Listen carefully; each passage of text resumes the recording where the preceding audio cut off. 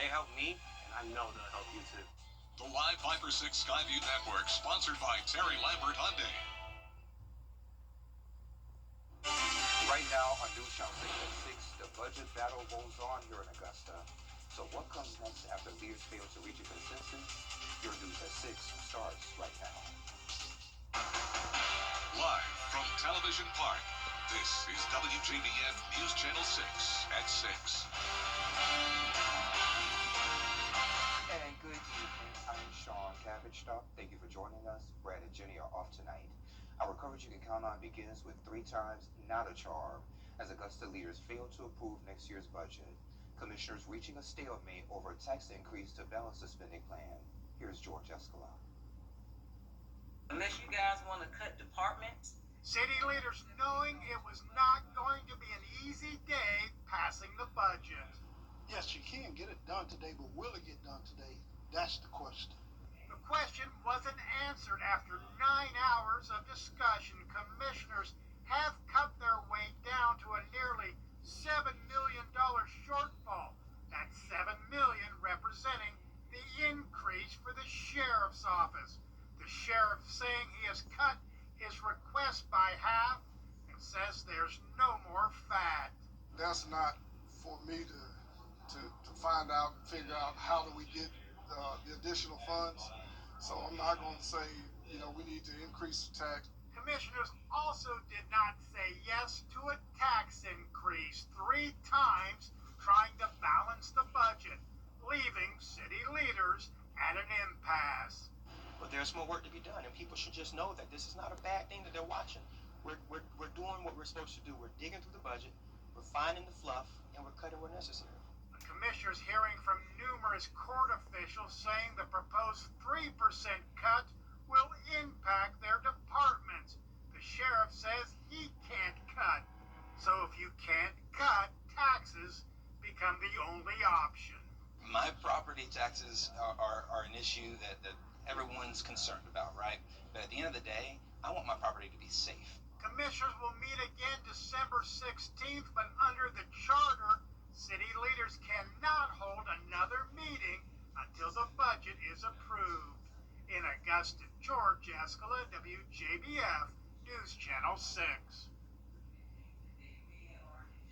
Chief Meteorologist Jenna Petracci joins us now with a quick check of the forecast. Hey there, Jen. Hey Sean, we had a rainy start to our day and noticed some places in the CSRA even got up to 2 inches of some very beneficial rainfall. That includes spots like Millen, Sylvania, Barnwell, you were at 1.5 inches, and same thing in Augusta and Aiken. Places north of I-20 got to around 1 inch, but overall just a good soaking across the area, all due to this low pressure system that moved in, and now it's off the coast with high pressure building in from the west. Notice we do have some cloud cover though that's sticking around here in the southeast, so we are seeing a pretty nice sunset, but more clouds will be moving in later on tonight. This is a look at our Terry Lambert Hyundai Skyview cam over at SRP Park.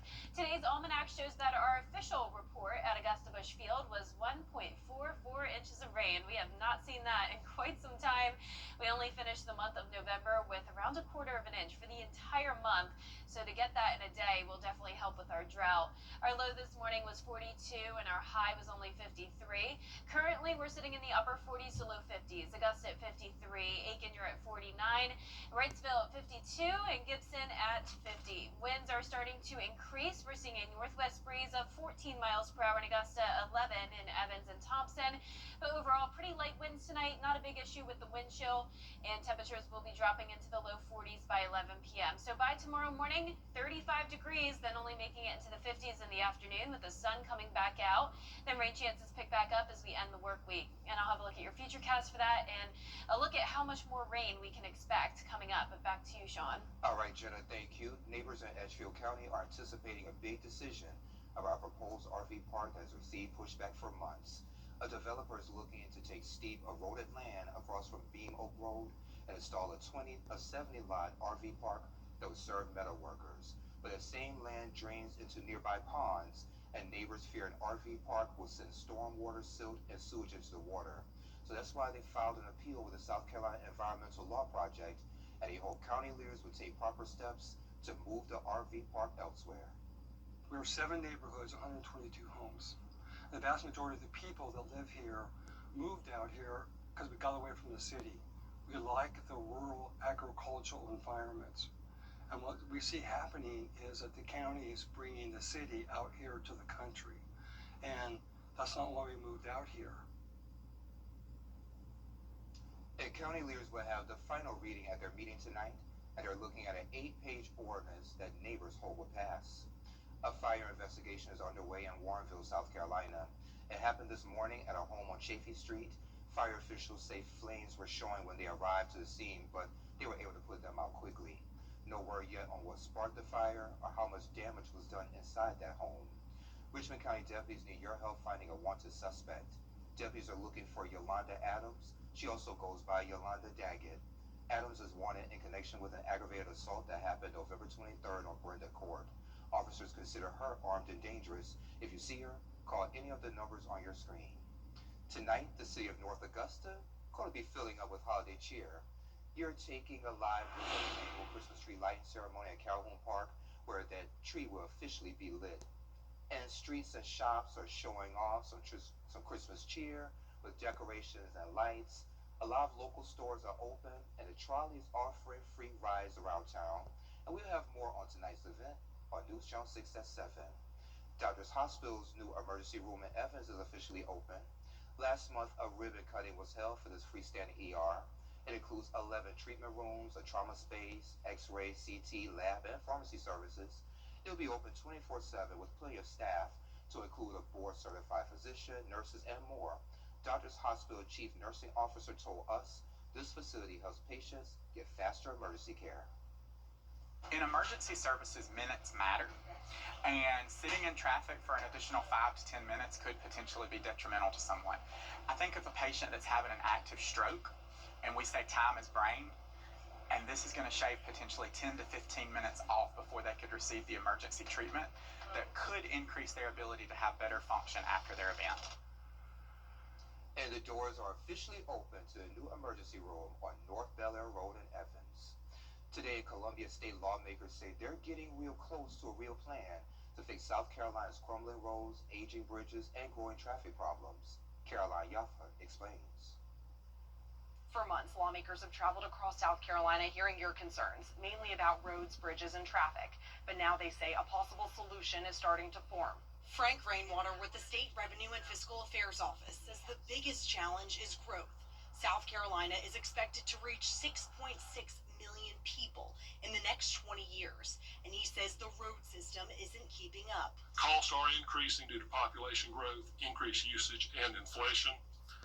These costs are affecting the state and local government's ability to fund road infrastructure. Also, 53% of roads are maintained by the state, which is a much higher share than most states. Locals are not against it at all. The problem has been the state of the road that's being turned over, and that's really still our local government's concern.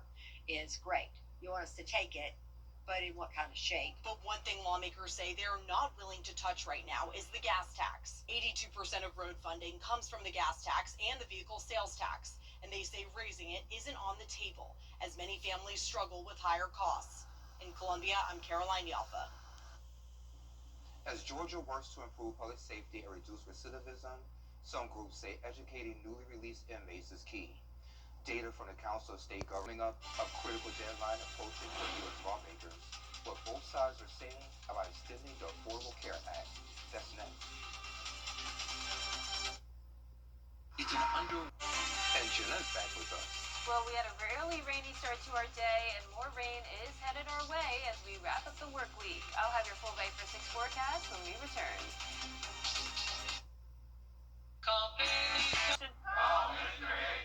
After meeting with Austin, I felt really reassured that we made the right decision. We could kind of focus on recovering while he handled the legal side of things. The law firm makes me feel like I'm part of their family.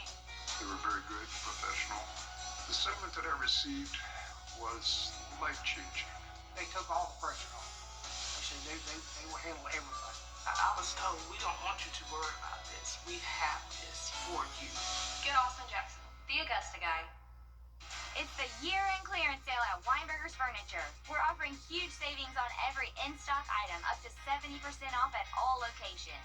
That right up to 70% off. Come into Weinberger's Furniture today for great bargains and immediate delivery. Weather headlines on News Channel 6, brought to you by Southpaw Roofing. The News Channel 6 mobile app is now even better. Download it today. Now, your most accurate forecast with WJBF Live Viper 6. Welcome back. I hope you stayed dry and drive safe this morning, as we did have those steady light downpours coming through the CSRA, but now it's nice and dry, and it's going to stay this way through tomorrow. Let's start out with a look at our Terry Lambert Hyundai Skyview cam outside the station. It is cloudy out there, with temperatures in the lower 50s and a northwest breeze of 14 miles per hour. So breezy and cloudy tonight with that cold air settling in behind the cold front passage. Upper 40s already north of I-20, and then as warm as about 54 in Millen, but all of us experiencing the chilly start to December. And even though the front cleared the area, we do still have this lingering cloud cover behind it, not just here, but pretty much all across the southeast. Dense cloud cover, and then over towards New England, that's where they're dealing with snow showers and some rain as this low pressure system continues to bring those impacts towards the northeast. But for us tomorrow, we're starting out at 35, then we're climbing into the low 50s, and we'll actually see some sunshine.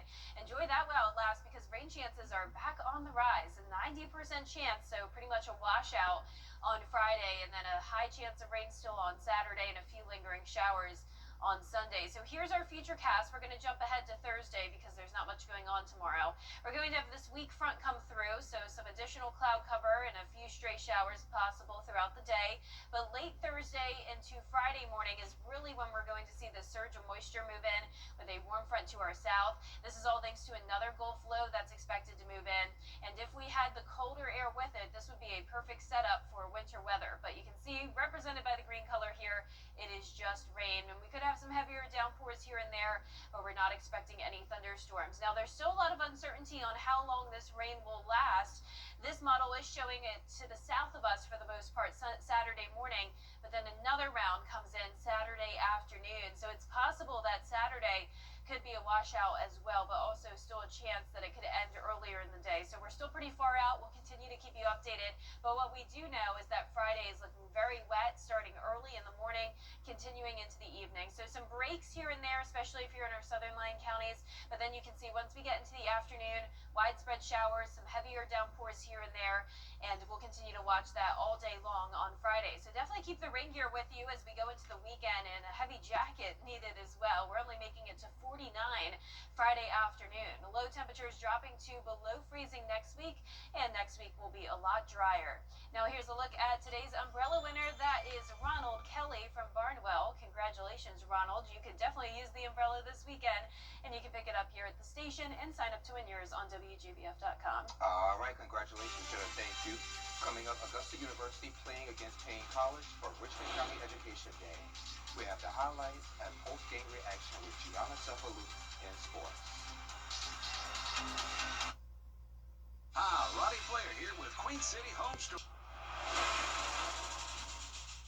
It's the most wonderful time of the year. The Augusta Christmas Parade is back Saturday, December 6th. Kick off the Christmas season with an Augusta holiday tradition. It's fun for the whole family. For more info, visit rmhcaugusta.org. You can't always choose the weather, but you can choose your weather app. Go with the most accurate and most trusted, the Live Viper 6 mobile app. Download it today. Now, WJBF sports coverage you can count on. The Augusta men's basketball team hosted Payne College for the Richmond County Education Day game, a popular game especially for those kids in attendance. Christenberry Fieldhouse was packed with all those fifth graders there. The Jags trailed 37-28 to Payne at the half, with the Jags with the strong second half. Kendon Wilberg breezes past his defenders. He gets the layup there. Then it's going to be Cole Taylor from Payne College with the step back jumper, but it was all AU from there. Charlie McBeath, he thought about the three-pointer here, but he gets in the paint for the basket instead. He had a double-double, 20 points and 10 boards on the day. The Jags grabbed the 73-57 win in front of a packed crowd. Great experience. Like we said, every fifth grader in Richmond County is in this gym today, and happy for them. It's bigger than basketball night. Love the fact we can play Payne's, two Richmond County schools, and I was glad we played well and won the second half, but I was waiting for that 6-7 thing to happen, even though I have no idea what it means. I would say their energy helped me personally in the second half. I started to pick up full court, and I was feeding off of the energy. I didn't want to let them down. Now the Jags will be back in action tomorrow night as they take on Flagler at home. Tip-offs up for 7:30 p.m. Now over to volleyball. Augusta earned the number 6 seed in the NCAA Southeast Region Tournament. It's the 8th time in program history that AU will be making the trip to the NCAA tournament. They will be playing against the 3-seeded Anderson Trojans. It'll also be the first ever matchup between the two programs. Now AU is heading into this matchup 25-8 on the season and 12-3 in conference play. During practice right now, we're really focusing on like the little things that we've kind of been struggling with all year and like really emphasizing on them. So it could be our last game and playing for each other, and definitely we've been focusing on making our serves in tough times. Yeah. Well, the match is set for Thursday at 11 a.m. in Wingate, North Carolina. Well, a major injury update from 5-time Masters champion Tiger Woods as he spoke with the media at the Hero World Challenge. Now, Woods just underwent back surgery just about 6 weeks ago and was just given medical clearance from his doctor to chip and putt. Now, earlier this year, he also ruptured his Achilles tendon. Woods hasn't played in the PGA Tour since the 2024 Open Championship, but with the Masters about 4 months away, Woods is hoping to get back to playing the sport he loves. Let me get back to playing again. I just want to let me do that, and then I'll kind of figure out what the schedule is going to be. I'm a ways away from that part of it, and that type of decision, that type of commitment level. Unfortunately, I've been through this rehab process before. It's just step by step. Now time will tell to see if he'll be back in Augusta in 4 months, and I can tell you, Sean, I feel like the Masters is going to come up just before we know it here. I think so, Gianna. Thank you, and we'll be right back. If you've been arrested for a DUI in Georgia, you may only have 30 days to protect your license or your privilege to drive here. Hi, I'm Tiffany Duncan of DUI Duncan, the DUI firm here in Augusta. Visit our website at DUIDuncan.com to see what we've done to help so many drivers. If you've been arrested for a DUI in Georgia, call me now for a free consultation. While the firm, of course, cannot guarantee results, we do guarantee hard work and fast action. Remember the name, DUI Duncan. Welcome to Ashley's biggest sale of the Our 10-day forecast is showing a dry day tomorrow and mostly dry on Thursday, but clouds take back over and continue into the weekend with high rain chances Friday and Saturday. High temperatures only in the upper 40s on Friday, other days in the 50s, and definitely some cold mornings in the 30s. All right, take a look at this. Long lost Peter Paul Rubens painting that was hidden for more than 400 years was sold for $2.7 million at a recent auction. The crucifix scene was recently discovered in a Paris townhouse and had been possibly mistaken for a workshop piece. After scientific analysis and authentication, experts confirmed it was an original, so the work had been missing since early 1600s. Wow, beautiful. All right, well, that's our report for now. We're back at 7. World News Tonight is next.